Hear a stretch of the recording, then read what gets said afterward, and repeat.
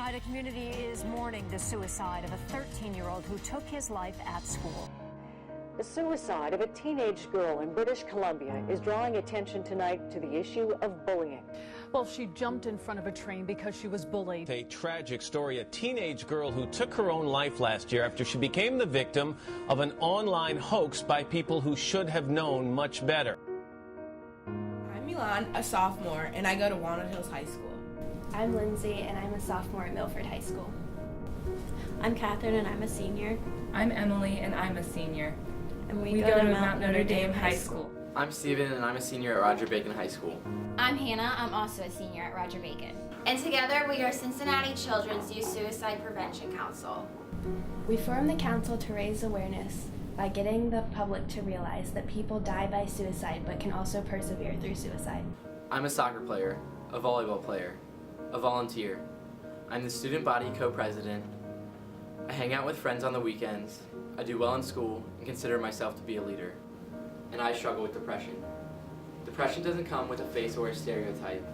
It hides behind those who appear strong and always have a smile. When people look at me, they normally see a happy, smiling girl, but what they don't see are the emotional scars that are hidden beneath that smile. Depression, anxiety, and suicidal thoughts were never an issue for me until I was kicked off of my Cloud 9 by my boyfriend and best friends. Those friends turned against me, and I was bullied by people I thought I could trust. I was left with the feeling of not being good enough, and I didn't know what else I could do but end my life. When I was 14, I got my first boyfriend. He seemed so nice at first, and I was really happy. Soon, things got bad. He would tell me things like my nose and chin kept me from being perfect, and the only person who was perfect was my best friend. I felt ugly, fat, and like I wasn't good enough. Soon, I was really depressed. Then I found a friend who I could talk to, and he made me feel better about everything and may have saved my life. Suicide affects everyone. There's not just one story or one type of struggle. There's also not just one solution.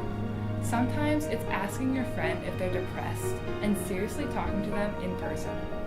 Other times, it's going along with your friend to talk to a parent or a mentor.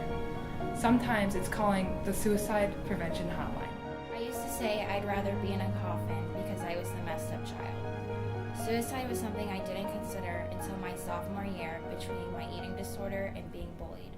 I felt alone. I thought the world would be better without me. I was fortunate enough to go to rehab to see how wonderful I am truly made. You can never tell what someone is going through by their appearance. We all go through struggles, but it's overcoming those struggles that define us. Even leaders have a breaking point. I rediscovered my faith and it gave my life purpose. I realized that taking my life away from the world that needs me, as it needs each of us, would be a cruel injustice. Reaching out to someone can really help them in a tough time. When the night is the darkest, the stars shine the brightest. Happiness can be found even in the darkest of times if only one remembers to turn on the light.